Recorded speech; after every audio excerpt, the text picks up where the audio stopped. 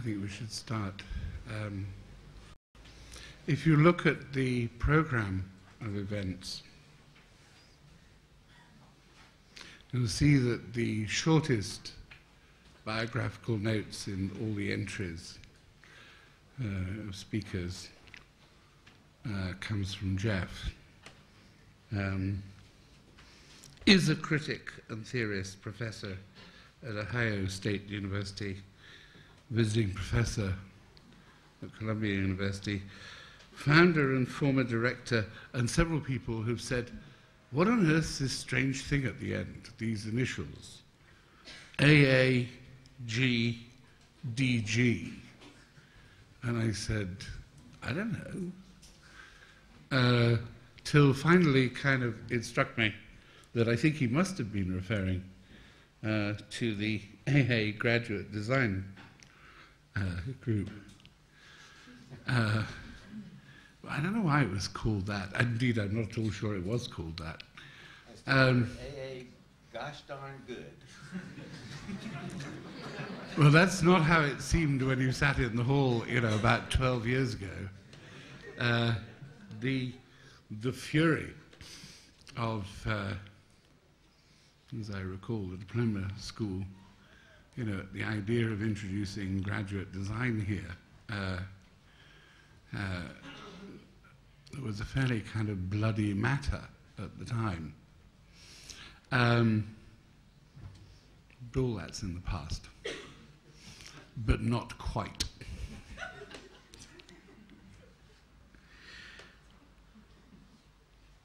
I can't actually introduce Jeff, except actually to say, this is Jeff Kipnis, and we welcome him.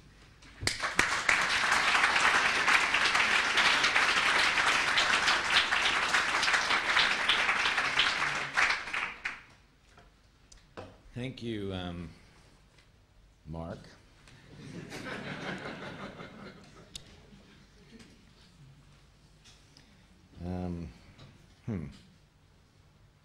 You know, I know this is ridiculous, but a question has been occurring to me before I get started, and because I was remembering the talk last night, and I just want to ask some people some stuff. The guy from is the third-year guy from Israel. There's a guy from Israel. I just quickly met a guy from Spain, a guy from Holland, another guy from Holland, and a guy from India. Fourth year, third year, no, second year, DRL, third year, and fifth year, something like that, right? So I just got, why did y'all come here? Can you just tell me one at a time? How'd you pick, I mean, you know, don't can your answer. Like, was it to become famous, powerful, you know, quick way to magazine covers? I'm really, I know I'll get started. Believe me, my timer is set on 40 minutes. You'll get to hear it ring. You can count down 40 minutes. So the Israel guy, how'd you pick the AA? To be confident? To become famous. You know, that's not a bad reason to come any place, you know, and particularly as cheap as it is here. You know? And so that's third year. So they still haven't beat the honesty out of him. Let's hear fifth year. Fifth year from Holland, right? But why'd you come here? For God's sake, of all, you know, Holland already imagines it knows everything there is about everything, including architecture. Why come here? Mark Hemmel was here or something? You know, the Holland rejects or something? Hey, come on, I'm going to do my talk, but tell me why you came.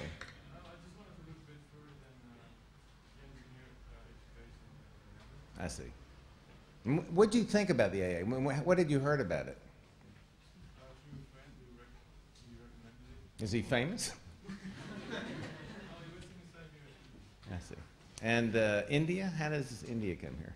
Well, I came here because it's very different from what we learn and study in India. So there's something different, and to me, the experience has been really, really eye-opening and mind-opening. And is there a status to the AA in India?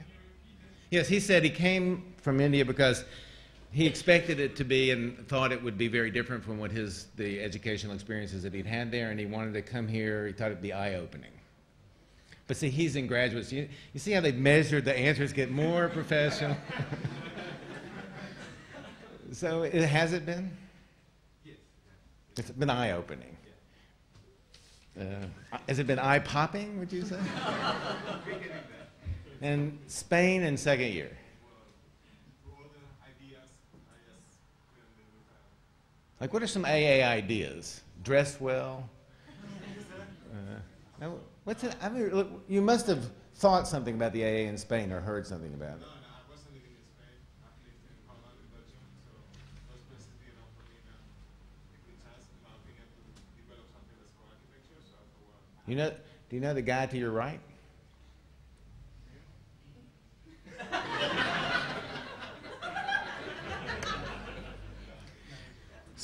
Spanish second-year student, meet Raul Balchoten from Holland. Very famous guy, came over here too, for all the same reasons. Okay. I mean, thank you for indulging me. I mean, I think the reputation of the school internationally is something really important, and we should talk a little bit about it. Paul mentioned it last night. And, reputations are ephemeral, fragile. They're based on all sorts of information, none of which is measurable and none of which is actually quantifiable. You can't really go down a list and say, why is this the best school? It's the best school because a lot of people report it to be the best school and support that myth and do everything they can to keep it in place, which unfortunately means also keep trying to do good work.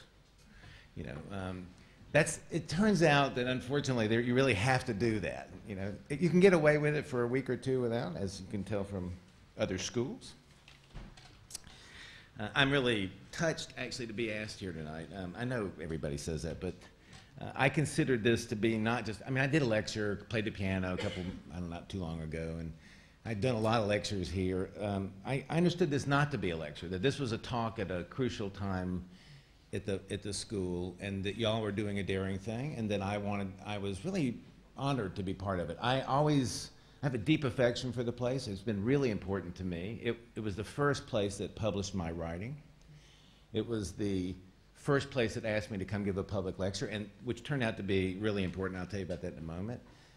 That was at the request of Raul and Don through Alvin, and it was the first place. It was the place that I had my best teaching experiences ever. This had to do with feeling like my work was growing, and also the contact I had with students sort of frightening me a little bit because it was hard to keep up with them, actually. And so I also made friends, lifelong friends, Don and Raul. Many of them are sitting here. Certainly two of them are really, I consider, Beverly and I consider are, among our dearest friends, Mark and Mickey, and actually Charlotte, she's not here. So it was kind of important to me to do this, and that's why I sort of decided that, I know, I'm supposed to start my talk. It's cheating if you go 20 minutes before you start. Mark said, look, don't do a lecture. Try to not do a performance. Try not to hide behind a performance. Don't show slides. I went out and bought one of these arrows through your head things. I thought, okay, I had one prop. How can that hurt? Took it away. And I thought, okay, I'm going to do that. I'll just talk to you a little bit and then see if I can get you to talk back to me, and we can see what we think about the school. It's not really for me about the next director. It's sort of about a really good idea of thinking about what the school is and what stuff should we try to make a decision about, like is it the best school and how do we know? I think it's a real weird question to me because in the States every year U.S. News and World Report runs a list of the best schools in each category, the best medical schools, the best legal schools. The best architecture schools they measure by numbers of people that pass exams and numbers of people that get placement in significant firms. They always list the worst schools in the country because basically those are schools that are about producing that number. They teach you how to take the test and they prepare a portfolio for you that will get you hired, and so they get the highest numbers and they get reported as the best schools. No one in the world takes it seriously, not even students no one goes to those schools for those reasons. You can ask around, they know. They look around, they look on the web. And so the weird reputation, there are schools that all think they're the best. Columbia thinks it's the best, Princeton thinks it's the best, Yale thinks it's the best, USC, UCLA, SciArc. There is one that is the best. but you know, it's such a different, it's a kind of ephemeral thing. And I just, you know, Paul said, how do we know we're the best? And I was kind of interested in that. But when I came over here to teach, I wouldn't say, well, let me tell you why it was important to me. Mark Wigley, do y'all know Mark? Have you ever heard of Mark Wigley? Mark Wigley came over from New Zealand when we were both starting our careers. And he lived with me. And, you know, we'd go out, just like you do, we'd go outside, play Frisbee, and just sort of predict how important we were going to be to each other. Knowing full well that we thought that would probably be the end of, you know, but, you know, we'd go out and screw around. We didn't have any work. We, you know, we were all hanging around with Peter and stuff. And all of a sudden, the deconstructivist show came out as a possibility. And the two candidates to be its curator were Mark Wigley and myself. And we would go meeting with Philip Johnson, and he'd, you know, we'd meet with people at MoMA. Anyway, that was going on, and it was a process that was going maybe a month or two. In the middle of that, I got my invitation to come to the AA to give a lecture. At, you know, this one I was telling you about with Don and Raul. And, it really pissed Mark off.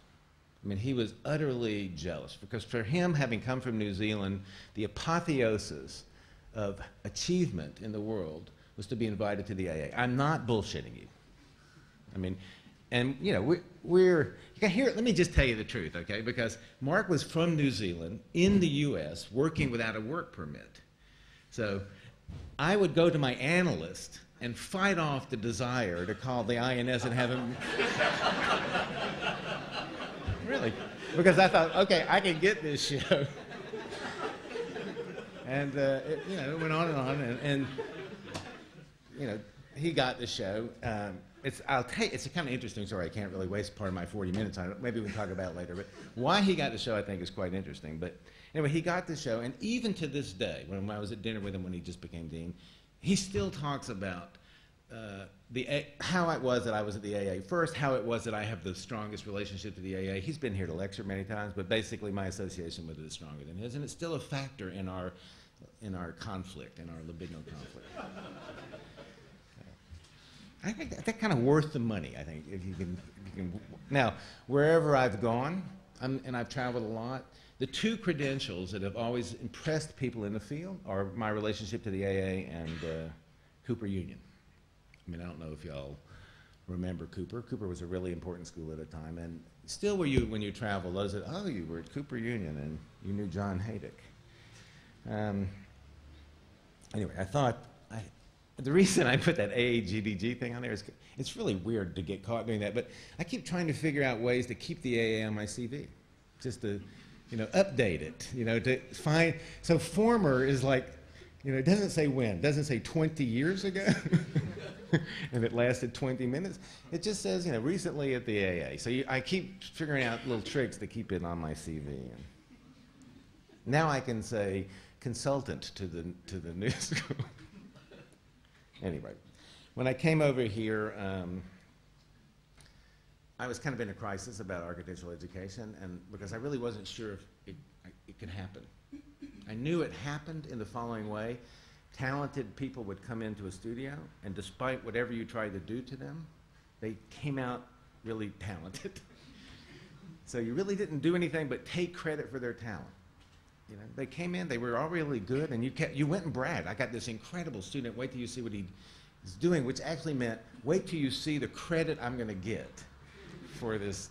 And you could get people with less skills in the sense of how we measure skills at the moment to a different level, but it was never where you wanted to. So there was really a problem for me. Could you actually teach architecture in a way that was meaningful? And so before I came over here, I thought I'd look into the problem. What were the great architecture schools? What are great pedagogies in other fields? And I thought I would plan my time at the AA on that research. And you know, most of this is just anecdotal. It's not like I did any real homework, or else I'd have been in another field. But, you know, I kind of read a few magazines and made a few phone calls, and then filled in all the holes, which were all the stories, and that was it. Came to my conclusion. But I mean, I kind of divided the world into three kinds of schools. There are basically schools whose job it is to prepare architects to perform a service profession. Now, actually, at that level, architecture is really easy. But you know, at that level, almost every profession, even though it's not simple-minded, it's simple to teach and simple to do. There's a lot of good architects that can build good buildings and meet the needs of clients. There's a lot of good lawyers. There's a lot of good doctors. Thousands and thousands. There's 80,000 professional degrees in architecture granted each year in the world. You know, and they do okay. You know, so it's kind of easy to do that. It's a little harder to teach what I was interested in, and that's architecture as a cultural discourse. In fact, I came to the conclusion that it's virtually impossible. It's the hardest thing to teach simply because of this. Everyone that walks in the room thinks they already know it. Now, if you walk in the room and you're not a brain surgeon, you pretty much know you're not a brain surgeon. And you know that you're going to be learning skills and histories and techniques and performances, and you expect yourself to learn it. Everyone in you, it would be so funny, it would be such an easy exercise to do. Mostly if you're after second year, and it's a kind of a trick, but if you're in third year or higher, you have a level of architectural knowledge and expertise that's utterly profound compared to what somebody outside would walk. I mean, what you know about a window, what you think about a window can do, why you think ribbon windows and sash windows are different, why you would fight over them, the capacity of mullions to construct a point of view about nature. Is it a painting? Is it a view? You know so much, but you don't know you know that much because you don't remember when you didn't know it. You know? And so it's an incredibly difficult field to get to this next level. And then you found schools that divide themselves into two ways. One is basically schools that are expertly teaching the canon. And those change. And what all that means is, you know, I'm not saying they're conservative schools. They've summed up the best assembly of time-tested practices across every obligation.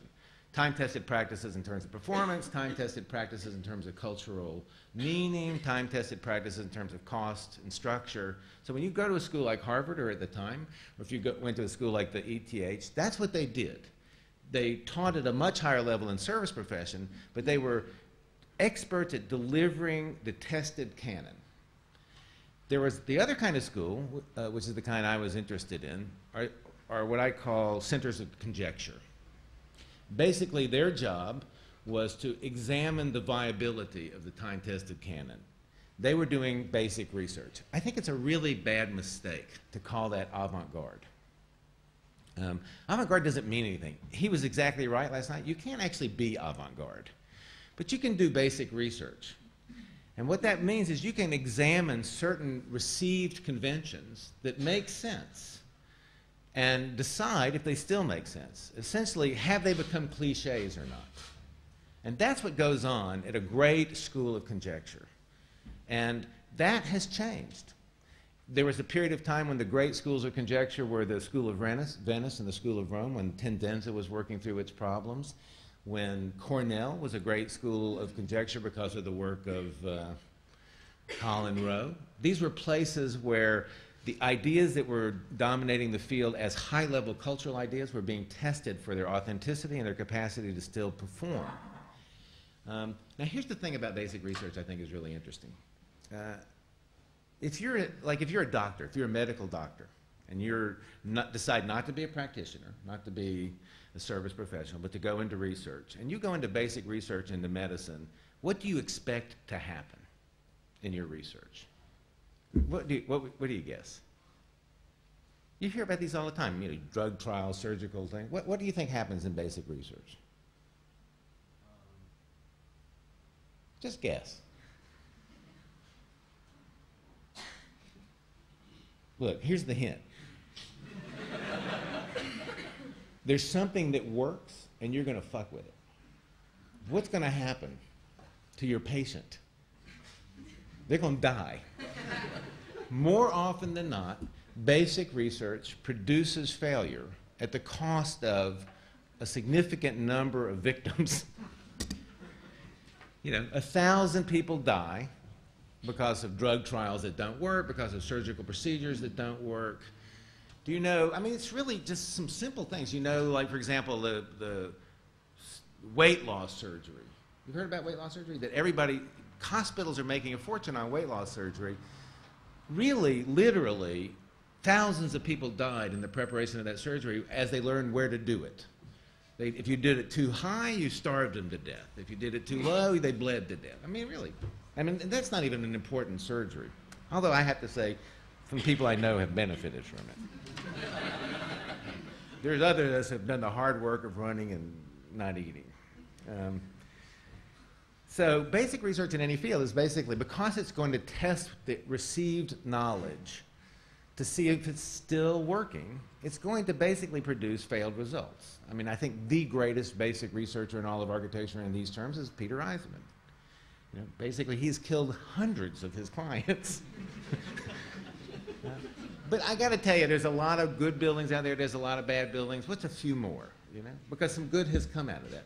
Then there's early adapters. There are people that sift through the basic research early on, look at the stuff that looks like it's going to work, and they put it. They're really the first people that introduce it to the field. And there's schools that specialize in the preparation of early adapters. Right now, for example, Harvard and Yale have reconfigured their program to get out of Canon, get out of teaching the Canon, and to become an early adapter school. So they're coming through the research that goes on here and other places, and they're picking the things in material practices, techniques on the computer, ideas about the social possibilities of architecture, and they're called applied schools. They're trying to figure out ways to apply them in the context of their command over the canon. These schools have changed. In any 10-year period or any 15-year period, they shift around. And that's something you need to be aware of. The AA wasn't always the AA, and it's not always going to be the AA. In the context of this talk, most of you don't think of Cooper Union as Cooper Union. There's a few in here that do. A few in here that understood how important it was. At one time, SciArc, Cooper Union, and the AA were the schools of speculative practices, the schools of conjecture. A little bit later on, Danny's program at Cranbrook became an absolutely crucial location. These 4 schools of basic research. Now here's, basic research is this. Let's say, you drew the Micromegas, and then you decide to make a building out of it. How good would that be? That's what you had to try. Fantastic drawing. Could we make something out of it? No. That was the answer. Something else came out of it. This went on at every school, every one of these 4 schools. And then the 4 schools, which changed. I mean, I could go through the list of the changes. But sort of the consciousness that we're talking about now, where the AA became one of the 4 centers of conjectural research, is in this period. And it would start in the mid-70s and probably reach a kind of apotheosis in the early 80s. I'd have to say that the AA still maintains the position, but mostly on reputation. And that's because, not because of anything good or bad. It says right this second, conjectural research is at a lull. People are really having trouble thinking about what things to test to see if there's any cliches. We basically, our methods for identifying possible cliches have become professional, in a sense. We know how to do them faster, and how to test them is faster. And so it's more difficult to actually formulate a significant conjectural project. During the time, however, that let's just boil it down to SciArc and Cooper and the AA. What made the AA different? Because actually, you have to define yourself a little bit better. You can't just be a conjectural school. You have to decide how you're going to delimit your problem and focus your education on producing that research. What happened at the AA, I think, was incredibly interesting, because up until a certain point, the discourse at the AA was utterly political, driven by Cedric Price, and a whole discussion about the possibility of architecture as a political and social instrument through policy. The problem at the AA was that no one had a palette of execution, that no one knew how to execute it in the built world. What vocabulary do you use? What material palette do you use? And a group of people came through, including not just Rem and Bernard and Zaha and others, but Leon Krier. Leon Krier was part of this discussion. This is actually a radical thought that you would go back and use historical processes and materials to produce. So what was happening here was that the AA was, of these schools, SciArc was working on really what I think we would call it the sort of the problem of individual expressionism. I mean, it was really important. Cooper was looking at certain phenomenological issues and formalism, the problem of formalism as a conjectural problem, the 9-square grid turning in. I mean, for the same school to produce Danielle, Peter, John, coming out of a formalist, it was a very powerful tool to distill. I mean, here's what the argument in formalism really is. If you detach the judgment of architectural success from social and political performance and start to interpret it as something you read intellectually, then you can produce an incredible amount of success. And that was a powerful tool, actually, for a long time, more powerful than what happened here. But what happened here was something even more special, and that is they found a palette, or they explored and looked for a palette that they were able to revitalize the problem of social and political discourse. And what they did was basically go back to, some went back to Russian constructivism, some went back to modernism, some went back to various periods in history. They realized that the language of those and the techniques of those periods could be put to new service. And all you have to do, it's really simple, all you have to do is, Rem is the easiest, I don't know how good an architect he is, but he is the best textbook maker I've ever seen. He does a project, it's a 4-liner, you go and you teach your students the 4 lines and they get it. But if you look at something like Jussieu, let's just pick one thing, Jussieu or anything, Villa de Lava. There, in the Jussieu, there's the Mason domino diagram, a kind of model of democracy that failed under a certain kind of criticism. Basically, even floors detached from the ground turned into a datum, rooftop garden, all this stuff. And so, at a point in time when political thinking was shifting from the idea of theorizing ideal democracies to theorizing new forms of personal freedom by virtue of disestablishing unwanted authorities. That's a crucial moment because we're no longer trying to think, for example, how do we construct the idea of a perfect democracy, but we're basically exploring new kinds of freedom and new democracy by removing unwanted authority. And so when he takes the Mason domino diagram and inflects it so that so that not only do you see through it, but you see people in voyeuristic moments.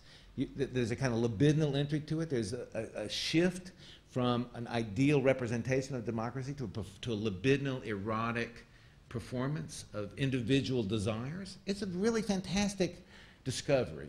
And that's what was so fantastic about the time, and it's continued. I really do think it's continued. It meant, however, that the pedagogy had to understand how to do this. And so pedagogy, this is what I discovered. Actually, when you look at lots of fields of speculation, because I didn't just, it was just not for me, it wasn't just about understanding the institutional history of architecture that I was committed to perform in and teach.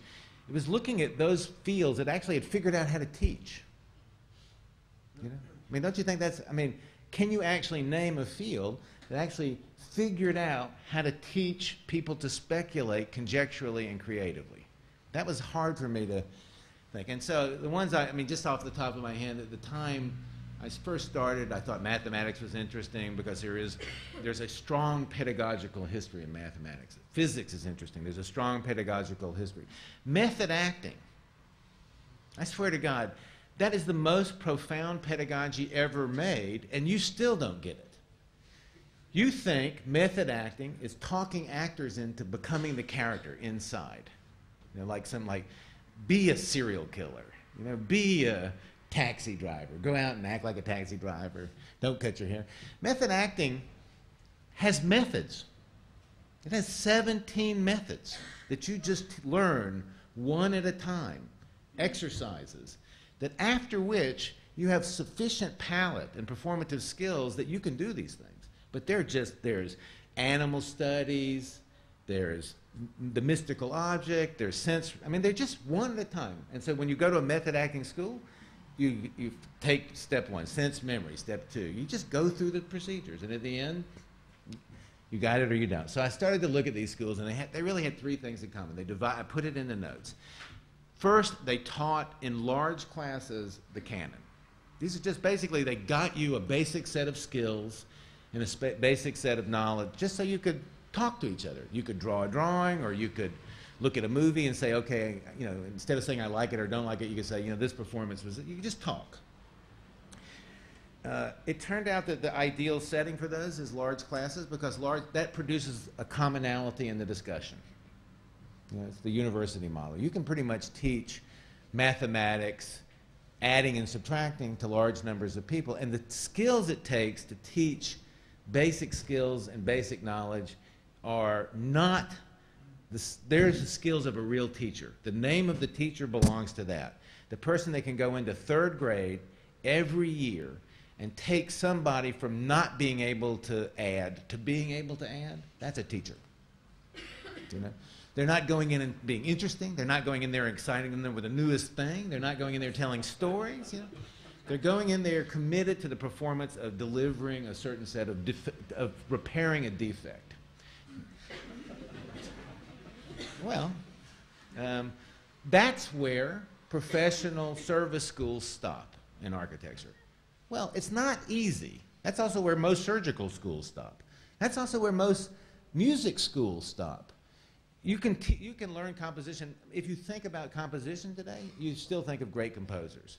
But when you turn on the radio, there's a thing that's going, BT, it's ready for you. You know, there's thousands and thousands and thousands of pieces of music written every day, that you hear every day, that professional service composers have just learned to do. They make a good living. They're kind of fun to hear. Does anybody know who wrote the music when you turn on your PC? Does anyone know? By the way, do you realize somebody wrote the music? Now here's the brief for that music. The brief for that music was, it needs to change the world. It needs to be incredibly interesting, and it needs to last less than a second and a half. Now that was the written brief. It was Brian Eno who wrote that music, because they tried service performers and they couldn't do it. And think about this. It's not great music, but how many times have you heard it and you haven't just shot yourself? So it's a pretty good thing, you know. I'm pretty amazed by it. But every field has this kind of moment of teaching. The next thing, if you're going to get into one of these other levels, if you're going to raise the discussion of a school either to early adapting or conjectural practices or even canonic studies, in other words, if you're going to stop talking about architecture as a service profession and you're going to start talking about it as a way of thinking about life and changing life, then you have to add 2 more layers. The second layer is, it's really called the apprentice layer. Every discipline has it. It's where you go into smaller groups with a specific master who then isolates a section of the skills that you've gotten into a single focused problem, and you become an expert at figuring out what part of your skills you're not going to be using anymore and what part you're going to focus on to develop an examination of the cliches. Every school has it. Every math school, every physics school, every music school. By the time you get to Juilliard, and you don't get into Juilliard until you can play your skills and arpeggios, and in other words, until you show your basic skills, and then you get in, you discuss your sensibilities, and then you get put in one of these groups. And the groups are about developing you, and they have 2 stages. They have the stage of mystification, where you think the person that's teaching you has incredible powers that you can never have. And it has the end, where you realize that they're just the same dumb people you are. And I swear to God, I went through that with Peter. I met Peter Eisemann, who, by the way, I hear is lecturing at RIBA tonight. I met Peter. I thought, he's the smartest guy I ever met. I couldn't understand any of his sentences. At that time, I thought he was saying something I didn't get. You know? So I wrote them down. I went home. I just said, these just don't make sense. You know? It's not that he's really smart. He's an idiot. I mean, and the funny thing is that you can hear that story in every field. John Wheeler's students one of the great physicists, will tell you again and again and again how they have to fix the math in his papers without him knowing it before he gets published, because he's embarrassingly bad at it. You know? And so you go through a period of mystification and demystification. For those of you that attend Mark's lectures, there is a psychoanalytic component to it, you know, transference and the dissolution of the transference. I know. You know, let me tell you something unfair about Mark. You know, this whole thing about not using slides. If I gotten to show slides tonight, you know, it would have been damn entertaining. You know, I'd have had a picture of every one of these things. He's given 400 lectures at this school, I calculated. 400. And never showed a single slide. So he makes, I think you ought to insist that the next, I mean, look, how do you do a lecture series on damage and not show damage? I mean, how do you do it? Not show a car wreck or John Chamberlain or just something. How do you do a lecture series on the ugly and not show a slide? Now, I know he was thinking, if I showed a slide, it would undermine the, you know. He's lazy. He doesn't know what they are. And it's not that he wouldn't like to do it, but he doesn't realize that that little square thing turns into the picture. So if he showed slides, he'd be holding them and say, here's the slide. Once PowerPoint, sorry, Mark, you didn't let me have a prop, so I had to tell a few jokes. The last step I think is really important, and this is a step where the AA has incredible value. It's called coaching. It's in every field. It's basically when you've worked through your discipleship, you've dissolved this problem of demystification. And I got to tell you, I can't tell you how, whatever that cost, it's the most money you could ever have. I mean, I know people that have been to Cranbrook, and I'm sitting there looking at them. I guarantee you that the thing that they will report to you best about Danny is finding out first how amazing he was, and then second how vulnerable he was as a human being. You know, he became like you. There's a faculty at my school at Ohio State that matches your faculty. You know, Kivi Satama, one of Ocean North, Jose Ubere, architect of the Firminy, me, a damn good faculty actually. But those students will never ever believe in their moment of demystification. It happens. They begin to think it might be true.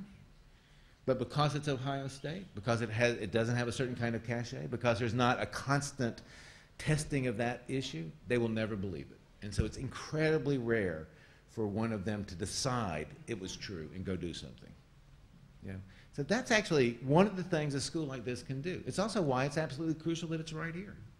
You know, not off in the Docklands. You know, it's part of, you know, you have to pretend like you're important. You know, that if you're a lawyer, the first thing you do is you go buy a big car so people think you have clients. You know? Mark Wigley used to give a lecture. Mark's a good guy. But Mark has made a few mistakes intellectually in his life, and I'm going to point out a few too. Mark does this, I don't know if you've heard it, Mark does a great lecture on the sketch.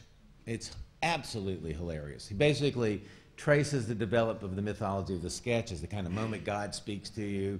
He shows slide after slide of ex post facto false constructed napkin sketches on the airplane. You know, that people go home, there's about to be an article about them, so they have a stack of Delta napkins, and they do a little sketch. And then he matches that to the way architects pose for photographs. And so basically, it's a moment where he's basically trying to show how much it's a role-playing issue, how much it's about a kind of false production of factuality in the field. You know, it's a kind of analysis. And it has all of the sadistic qualities of every analysis. It's taken it apart for you so you don't believe in it anymore. And what I thought was really interesting is if all he had said was architects have to be in character. They have to get into their character, they have to put on their uniform, and they have to perform like an architect, not to fool other people, but to fool themselves. To actually take $100 million from somebody and tell them that your weird-looking column is going to be worth it. You know, you really have to be in character. And so the whole lecture, as I saw it, was a lecture of how crucial it is to support the constructions of myths and character. Anyway, the last step is coaching. It has lots of different, networking. It's basically who can you call that will talk to you about what you're doing, respond to what you're doing, that you do that for them, and that you build a small community. They have really stupid names. Ocean is one. What's some other ones? Drowning. I can't remember. They have lots of different names. But, they usually name themselves until they get the first one gets a job. United Architects is the name. It's really what is called in the discipline a community of like-minded fellows. And you could kind of make fun of it because it is that. It's a community of like men. They sort of pretend like they know what they're talking about, and they convince themselves that they each know what they're talking about, and no one else knows what they're talking about. I remember, Carlos and Robert, and I thought those guys really think they know what they're fucking talking about. But they don't. And I said, how do I know they don't? I went and asked Don. I went and asked my group of people. So coaching has to do with developing a community that you can rely on, that's going to share your same ethos and background, your same moments of demystification, and your same conviction about a problem. And that's what drives you through your, every morning, it's literally true, every morning, it's 6 o'clock, because I'm the only one that's awake, Peter Eisemann calls me up. And I know you think this is ridiculous, but he immediately starts talking about architecture. He immediately starts saying, I read this, or I thought this, what do you think of this? I write down some canned answers, and 6 o'clock in the morning, I'm trying to go play the piano. Who wants to say, listen, talk to Peter? But it's absolutely essential because that's what lets you drive through problems. That's why, Paul is a great journalist, and I think he's the membrane between basic research and first adapting. He's not the membrane between the field and the general public, but it means he only shows up at schools occasionally. So he showed a few buildings last night and he called them blobs. If you're in the field and you're working in the field, the concept of a blob was useful 15 years ago when we were first trying to figure out what surface models were and what the difference between working topologically and geometrically was. It was a useful experiment. Like almost every experiment in architecture, we worked all the way through it without it ever producing a building of any significance, because we talk to each other at the level of the project. Our production, our cultural production for each other is projects. You don't need to see a building to get it, just like a composer doesn't need to hear the performance. He looks at the score, he understands the musical ideas, he understands the discussion, he'll then listen to the performance because he'll learn more from it, but he can then hand the score to somebody else, mark it up, and that's what we do with projects. We do it with drawings, we do it with models. Why are projects useful? Because hot glue can't hold up an I-beam. So you have an idea, you can try it, you can get that little thing to stand up in hot glue, and then you can think about it. So lots of stuff happens in architecture. It never actually leaves the expert discourse. Whole periods have happened that no building has happened in, or maybe one building late. And so he just doesn't know that. He doesn't know that blobs turned into single surface theories, turned into, I won't go through the regime, but basically where we are now is basically how do they produce affect, since we don't want that, how do they become hyper-indexical? They're not indexical. It's a language you probably won't even understand, but in the field, where that discussion is sophisticated, like you would expect it to be. It's about small details in effect, how you judge things, how you convert them from one material condition to another. And so to have someone talk about what I think of research 15 years ago, it's exactly what you would expect a field to be like. You wouldn't expect, you don't follow physics. Do you follow physics? Every once in a while, you'll read in the paper, Stephen Hawking's recants on the unitary problem. Do you think what happened is for 15 years they were sitting around and nobody did anything, all of a sudden, you know what, I think I'm going to recant on that. They meet, they talk, they work in expert discourses. They don't really particularly care about the developer consequences. They don't care about anything outside the basic research because that's the only way you could do it. And that's what our field does. That's what conjectural practices do. That's what the AA is part of. I have a bunch more examples. I notice I have 3 minutes left. I think I should do two things. It's true you have the director's research. I'll make two promises. If you want, you have to ask for it. I'll give you a secret test question to ask every candidate. And I'll give you the answers. There's not one correct answer. There'll be some good ones and some bad ones. I'll give you a way to listen to what he says or she says and make a judgment. Cut through all the BS with one question. You got to ask for it. Basically, to summarize my point, the AA is a small thing in a fragile confederacy of other schools. It's joined right now to Columbia. It's joined right now to Vienna. It's joined a fragile number of schools, and probably the networking that I would connect it to, some in Holland. There's a few schools that are doing basic research that it's still part of, and that's what it is. And that's why its pedagogy is the way it is. That's why the unit system is absolutely the best way to do the second stage work. That's why the cachet, the expense of the AA, its location is absolutely crucial to producing the possibility of the third stage, the coaching stage. Your biggest problem, because it's the biggest problem for all teaching institutions, is how to satisfy the problems of stage one. Meaning, how do you deliver basic skills and knowledge to a large enough audience that it becomes common? It turns out that the unit system doesn't work there. But, like every other field, every other school, the AA tried experiments on how to, like, for example, technical studies was a way of breaking that down, because technical studies was delivering a basic skill, and it broke through the units and crossed through. I don't know where it is now. Maybe it's still here, maybe it's not. But its goal was to satisfy that pedagogical defect. And so, you patch it up and you keep going with it. It's not really true, what Paul said last night, that as soon as a model starts to get copied, you should abandon it. Ask any corporation that has a successful model. You milk it till it's dead. You sell it after it's dead by branding it. You remember let me see if I can get it.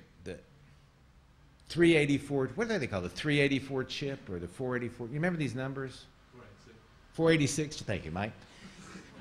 Tech, that's why he's in charge of MTech. 286, 386, 486, remember these numbers? It turned to Pentium, which was 586, because 4 companies were making the chips and making them better, and they needed to brand it. They didn't change their model, they changed their marketing. Because the model was still working, they had a large market share, they just wanted to increase their market share. You don't change your model until it really, it's not just past working, it has to be not just merely dead, it has to be really and sincerely dead, to quote from The Wizard of Oz. So, anyway, I made 2 promises to you, one of them which is that as soon as this thing hits 0, I'm done, and I'll count it down. Listen carefully. Quiet hush in this room, just to show you how good I am.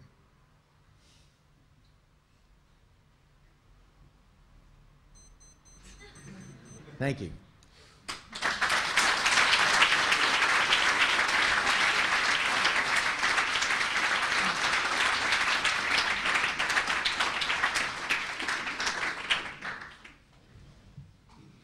Now see, unlike all these other people, I know how to get you to make passwords.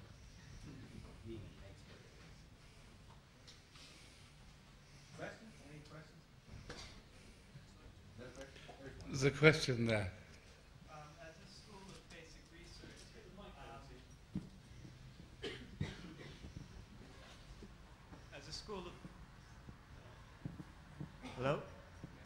As a school of basic research, how much power do you think we should be giving to individual units?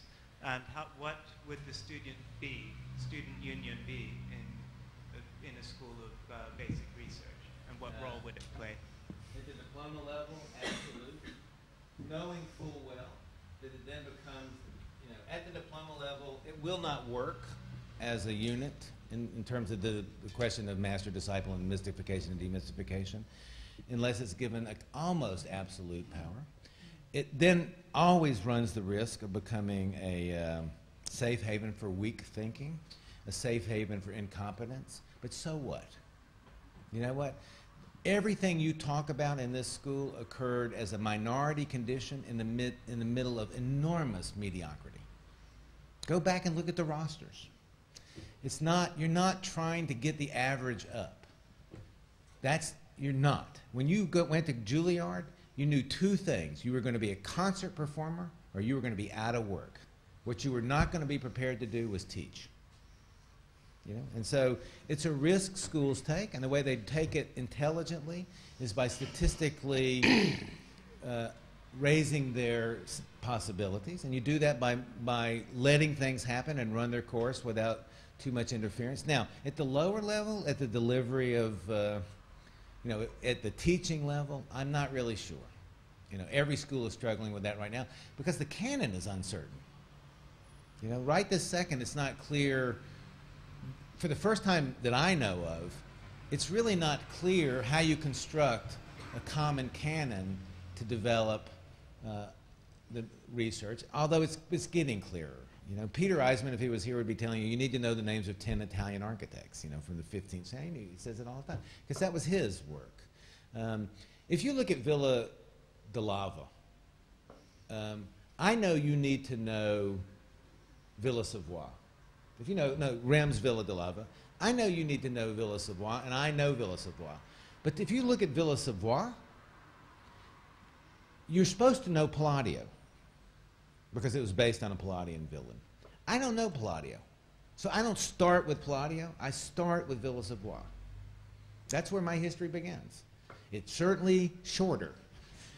And the names are much easier to remember.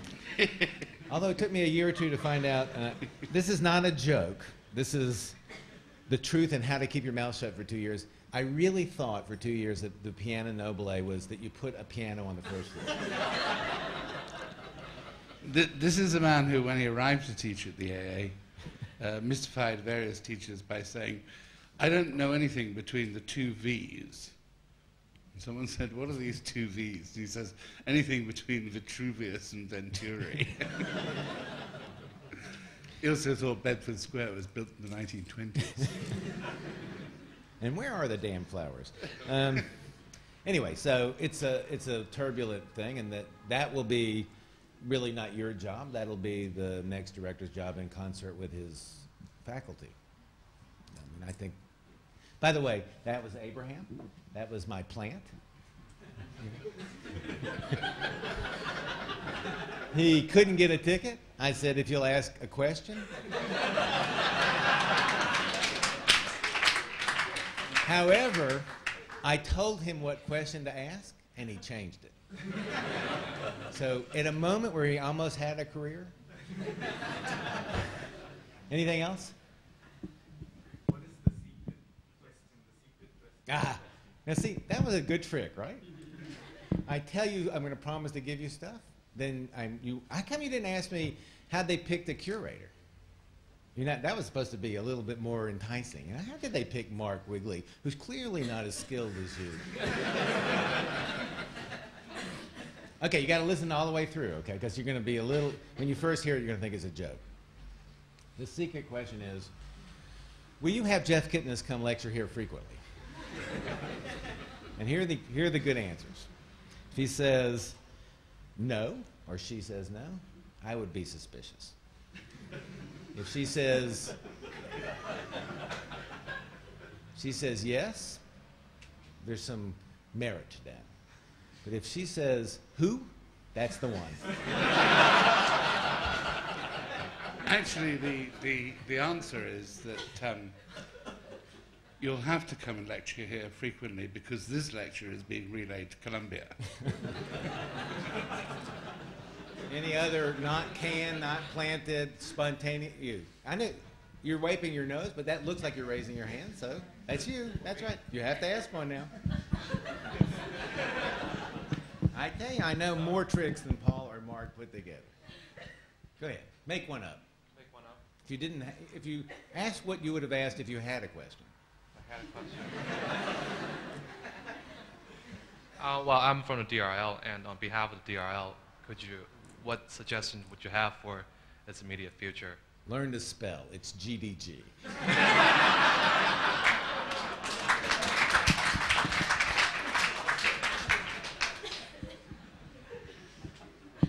Do you know who I am?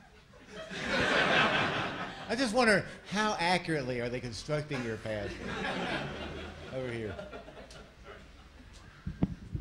Hi, yesterday, I'm Francois. Yesterday you asked Paul what was the best architectural school in the world.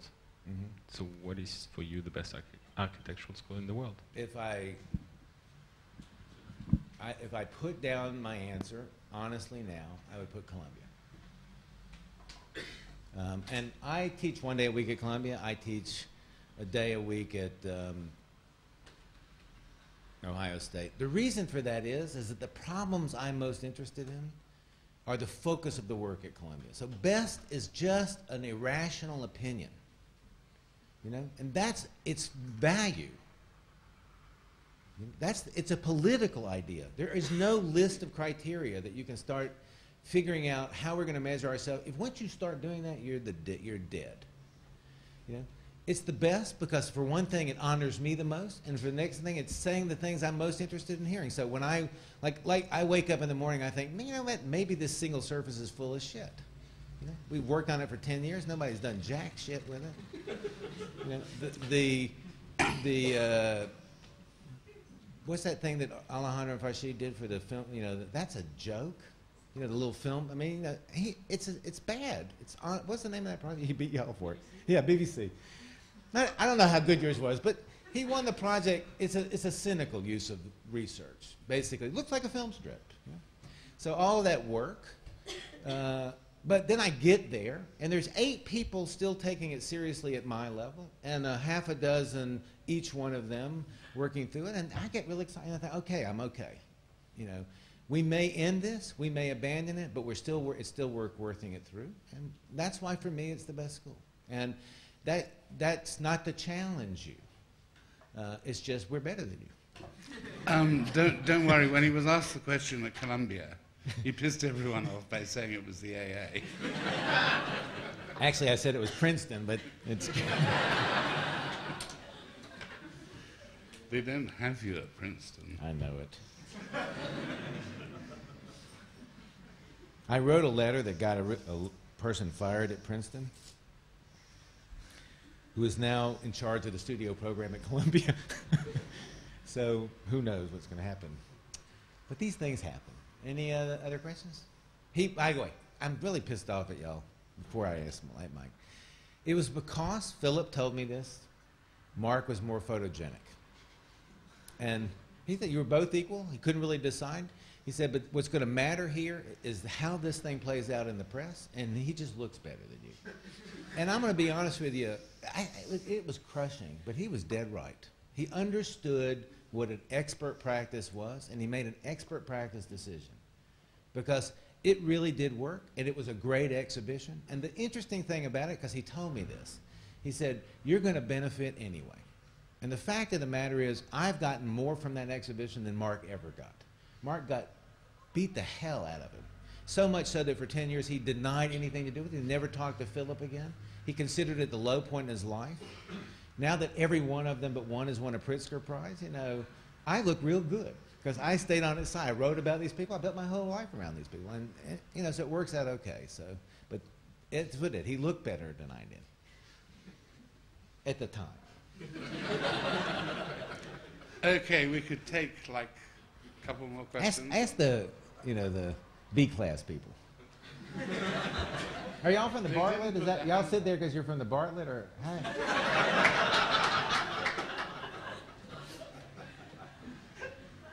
Come on, muster something. I can make it do. Like watch this. You're trying to avoid my eyes. See, that's death. The 2 ways to avoid is not look and look. So if you had a question, what would it be? Hand her the mic. I don't have a question. I would tell you what, ask a good question, and I'll give you 1 year of career support. Putting too much pressure on. If you fail, he'll give you 2 years of career support.